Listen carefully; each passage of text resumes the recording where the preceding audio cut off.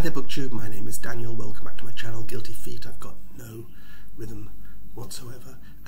It's been a couple of weeks and that's because I am currently coming to the end of a 10-day quarantine because I tested positive for COVID, fully vaxxed as of 6 months ago, but somehow managed to catch it.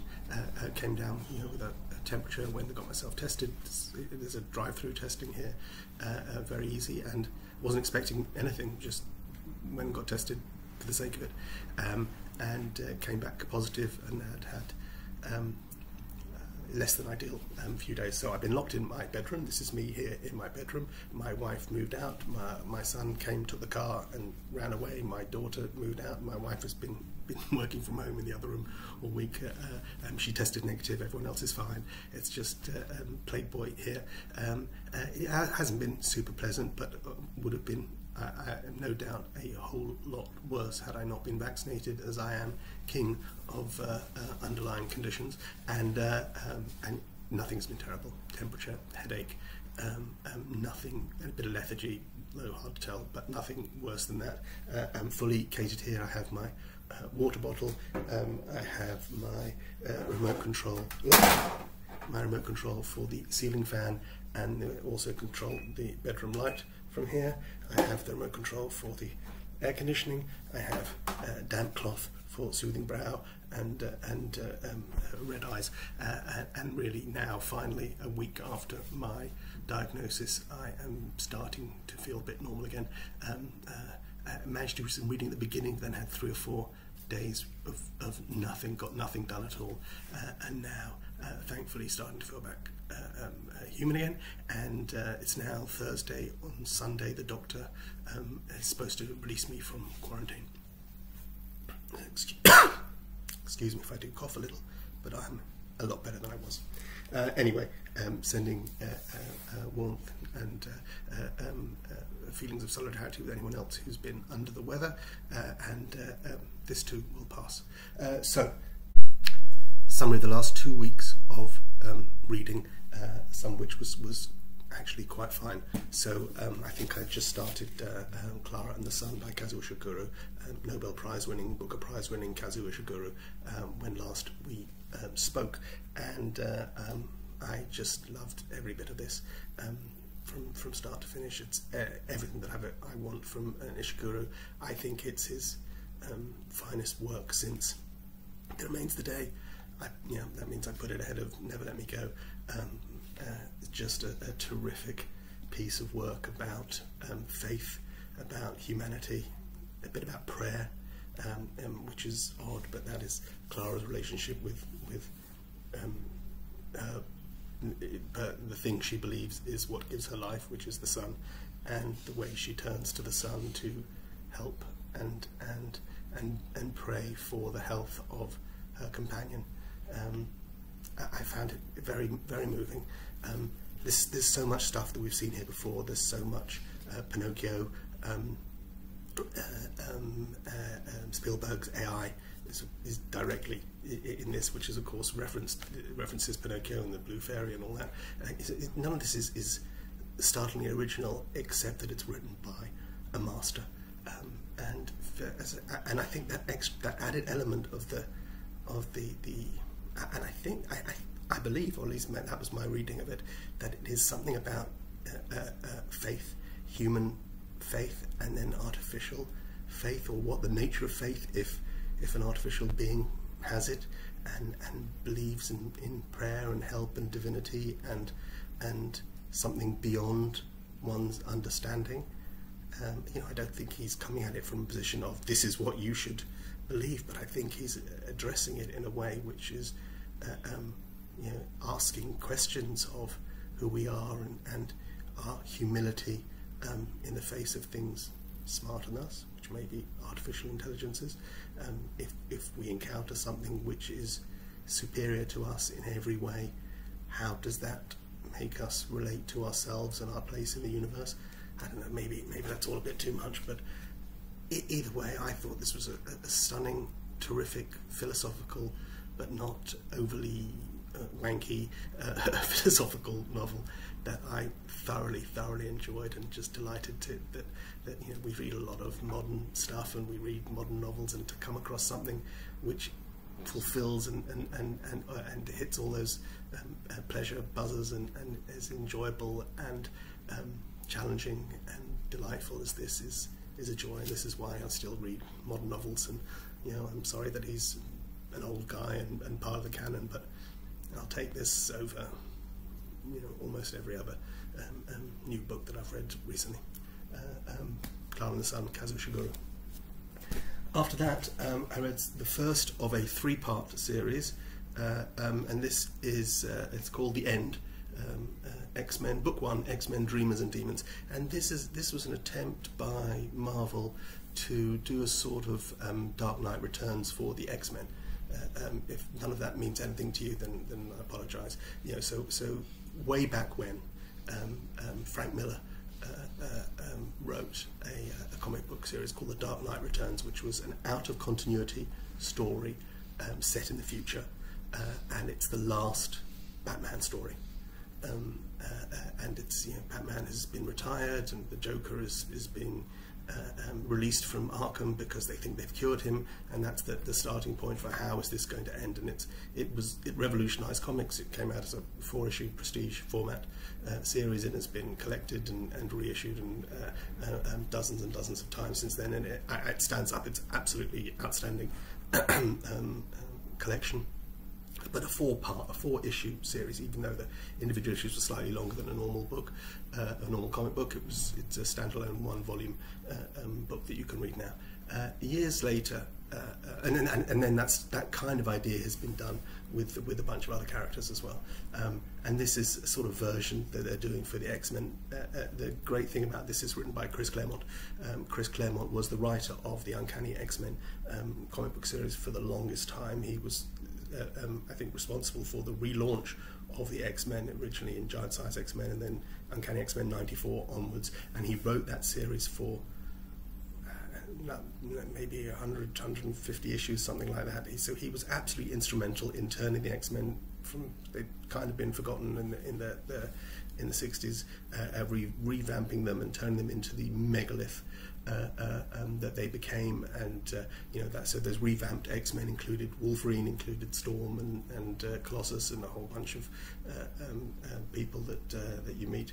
He's responsible for the Dark Phoenix saga. He's responsible for so much of what went down and has become sort of X-Men lore. So this is his attempt at ending the X-Men story, and it was kind of fun. And I've got 2 more of these. This is volume 1. It's just full of sort of Easter eggs and X-Men's greatest hits and all sorts of things coming on. And you've got, yes, look at that fabulous Mr. Sinister. I should say who it's drawn by, because that's kind of drawn by Sean Chen, who I've seen his work over the years. I think it's going back to Valiant days. Did he do stuff for Valiant back in the day?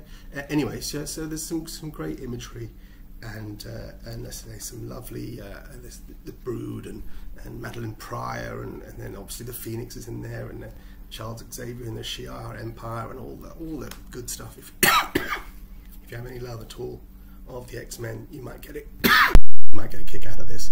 I don't think it's essential. I don't think it has the impact that the Dark Knight Returns had on Batman and on comic books in general. But you know, I picked them up cheap, and I've got all 3 volumes, and I'm going to read them because Chris Claremont is the X-Men. The X-Men is Chris Claremont. So if anyone's going to finish their story, it should be him. But I think out of continuity. So don't worry, the story is never really finished. There's still plenty of X-Men comics for you to go by. That's that. After that, I read this, which is an odd thing for me to have picked up.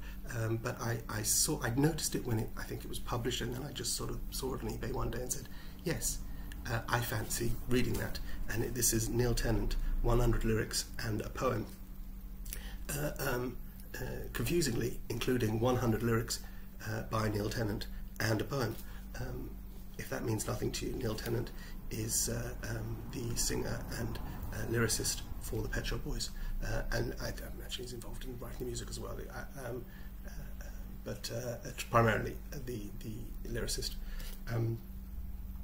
I first came across Neil Tennant because when I was a teenager, the Essential fortnightly purchase was a copy of Smash Hits magazine, which featured the lyrics from songs that were being published, and snarky and funny and hilarious, reverent but hilarious commentary about pop stars, and there was a whole tone of smash hits. David Bowie was always known as Dame David Bowie, and Freddie Mercury was Lord Freddie of Mercury, and Paul McCartney was Fab Macca Wacky Thumbs Aloft, because he was always being photographed. And they just loved pop stars but ridiculed them, and Neil Tennant was one of the writers of smash hits, and so we read him and we loved him, and then next thing we knew, he was on Top of the Pops and he was at #1 with his own band. It was the most incredible crossover, that you could go from being sort of a fanboy to actually doing it. And so we followed, and the music was good as well. We loved the Pet Shop Boys, even though I wasn't necessarily the biggest fan of the breakout single, West End Girls. Never, of all the Pet Shop Boys singles, never really did it for me. But everything after that, and particularly the second album, was where I really started falling for the Pet Shop Boys. So the first album has West End Girls, Suburbia, Opportunities, great songs and stuff that he'd been writing for a while, and stuff he put on the first album. And then they go away and come back like a year later or 6 months later with the second album, which kicks off with It's a Sin. So this is, we're talking summer 1987. I finished school, I finished high school, finished my A-level, started dating my new girlfriend, who's now been my wife for 28 years, and I went away. I finished my A-levels and went away. We were dating, and I went to Switzerland for a month, left her behind, and It's a Sin was #1. That's the soundtrack of summer 1987, before I came to Israel for a couple of years, and all the songs off that second album were fabulous. What Have I Done to Deserve This? And then they had the Christmas #1, which is not their own song, Always on My Mind. And then they came back with Rent and Heart, and I love all those. And so I'm a fan of the Pet Shop Boys, and bought the next couple of albums as well, and always loved their singles.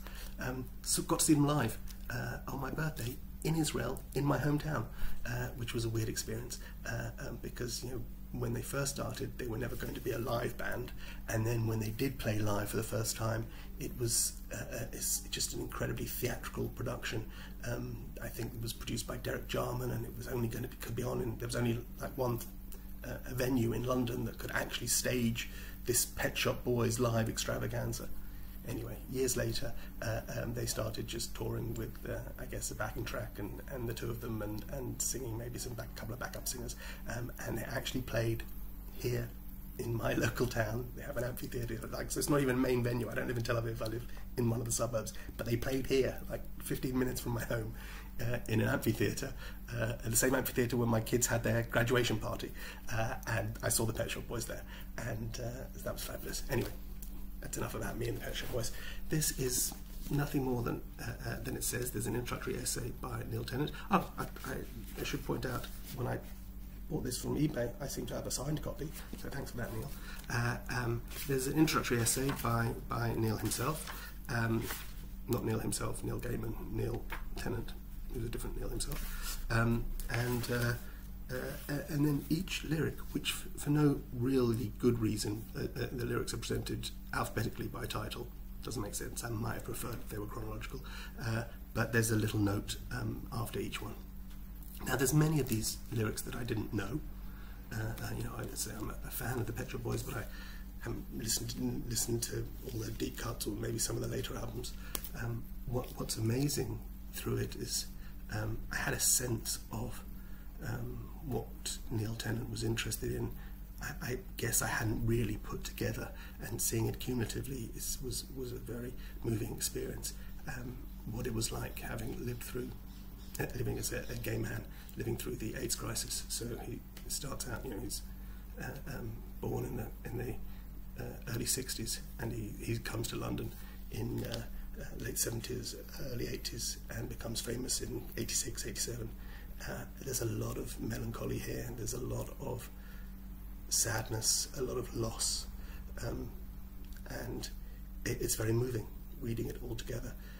There's also a lot about love here. There's a lot of wit that we know that they're Pet Shop Boys, and we know how his mind works, Che Guevara and Debussy to a disco beat, and I love all that. And some of the lyrics were fun to revisit, and some meeting them for the first time. One of my favourite lyrics about infidelity from the song So Hard. In the third verse he says, "I'm always hoping you'll be faithful, but you're not, I suppose. We've both given up smoking because it's fatal. So whose matches are those? Tell me why don't we try not to break our hearts and make it so hard for ourselves?"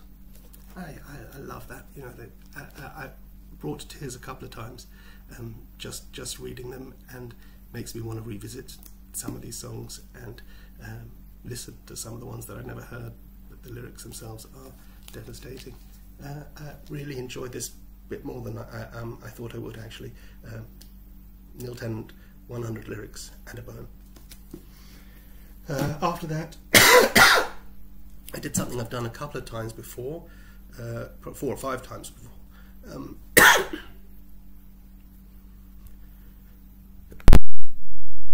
Did something I've done 4 or 5 times before, which is when deciding whether to start a new series. I find an omnibus edition of the first 3 in the series and read them all in one go, like boom, boom, boom, all 3 without taking a break, which I rarely do. Even, you know, so in regular series that I'm following, even books of 10, 15, 20 books in the series, I will always. I never read one immediately after another. I always take a break and do something else. But just to see if, you know, this is a series that there are already 20 books in the series if I want to carry on, and I thought I'd give it a shot and read all 3 in one go. And one of the reasons why I decided to pick this up now is because I've been binging the TV version, and this is Bosch by Michael Connolly. So the TV version is an Amazon show with Titus Welliver playing Hieronymus, known as Harry Bosch, who's a detective in LA. He's in the TV show. He's previously served in Iraq, and then came back to LA, became a detective, and then signed up again and went to Afghanistan and came back. In the books, he's a former Vietnam soldier. In both cases, he's worked in tunnels, and that's a recurring theme. Anyway, I've been binging the TV show. I've got one more season to watch of that, and it's one of the things I've been still doing while I was ill this week. But I decided I would go back and why not look at the source material. And this has got the first 3 stories, which is the Black Echo, the Black Ice, and the Concrete Blonde. An odd choice, you know, when you publish your first book, the Black Echo, and they say, what's your next book? With all the black eyes. Really? You couldn't come up with a different colour? But titles aside, these were quite dense. Good detective stuff, completely different to the show. So let's separate those 2 out first of all. Bosch is a bit of an a-hole, but he's a good detective, and there's solid detective work in here, and a couple of good mysteries and a couple of good twists. Not as fluid as I tend to like my detective fiction. You know, I like a bit of a plot and a bit of something going on, but I also like it to be a bit more propulsive, so I'm not sure whether I will go on and read more of these, and I'm not planning to pick up the next one yet. I think it might be it would take a couple of years, and let's see what else is going on, and run out of this and finish with that, and then maybe I might come back and read some more of these. He's a little po-faced, and yeah, it didn't really wow me. Actually, the best one of the 3, which I think was the Concrete Blonde. The Concrete Blonde? No, it's the Black Ice. Has got some good stuff. Black Ice, he goes down to Mexico, and there's some good stuff there. Although Mexico always scares me. Just it's sort of a metaphor for lawlessness and corruption. I'm sure Mexico is not really like that, but Mexico in detective fiction scares me, and it kind of leans heavily on on the longer by, Chandler's The Longer By there, and even explicitly mentions it in the novel as a reference point, and then clearly, anyway, if you're not familiar with The Longer By, I suggest you read that before you read this. The Concrete Blonde is notable because it's got good courtroom stuff, and actually I like a courtroom. Maybe I would have preferred him if there was more courtroom stuff. And so I know that Connolly has also wrote The Lincoln Lawyer, which I haven't read, but it was a movie starring Matthew McConaughey, which I quite like. The movie, I quite like a lawyer. He's a lawyer who works out the back of his car, Lincoln Town car. But I quite like a good courtroom thriller, although I tend to read more detective stuff than courtroom stuff, but I enjoy the courtroom stuff more. Now, the backstory of Harry Hieronymus Bosch is that he's actually the half-brother of Mickey Haller, who's the Lincoln Lawyer, and the series cross over, and he doesn't write the Lincoln Lawyer until much later, and like it's like 15, 16 books into this series, but then they start to cross over because Bosch and Mickey Haller, sorry, Bosch's real name, or his biological name, would be Harry Haller. His father was the same, Mickey Haller. Mickey Haller Senior is Bosch's biological dad, and Mickey Haller Jr. is the Matthew McConaughey character who's the Lincoln Lawyer. Anyway, I don't know, I'm not that interested in reading another 16, 17 books, but one day maybe I would if I had nothing else to do. So middling. Didn't wow me, but and I read 3 of them in a I gave it as good shot. That's like 800 pages worth here. Sorry, Michael. And that was that. And after that, I'm going to do something I rarely do, which is just tell you about a book before I finish it. I'm going to finish it shortly, but so I don't have to review it again next week. And that is The Complete Ancient Catbird by Margaret Atwood, drawn by Johnny Christmas. This was exciting for me to find because I read about it for a while, and Margaret Atwood wrote a comic book, and her introduction to this is terrific, where she talks about her love of comic books and her love of cats and birds. There's also a foreword by G. Willow Wilson, who wrote the Ms. Marvel, Camilla Khan series, and she's a terrific successful female writer. There's also another foreword by Kelly Sue DeConnick, who wrote Bitch Planet and Captain Marvel, the reboot of Captain Marvel, and also a terrific voice. And I was super excited about reading this, and it's rubbish. I mean, some really weak puns. One almost might say that it's an Enor Mouse catastrophe, and both those puns appear in this book, because it's terrible. Poor, people gave Margaret Atwood such a hard time with the Testaments. I didn't mind the Testaments. I said go for it. I grew up with The Handmaid's Tale. It was a key text to me. I read it when I was 18 years old. It changed my life, helped formulate my ideas. I did not mind coming and reading the Handmaid's Tale, the Testaments 30 years later, and saying, this is what you want to do with this. That's absolutely fine. I'm okay with it. It's not The Handmaid's Tale. If you're expecting to be another version of The Handmaid's Tale, you're going to be disappointed. It's a sort of YA book about set in that universe kind of thing, but that's okay. You own this world.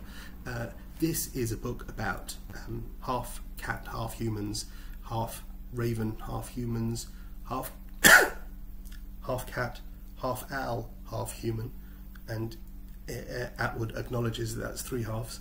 There's a vampire cat called Count Catula. It's weak and painfully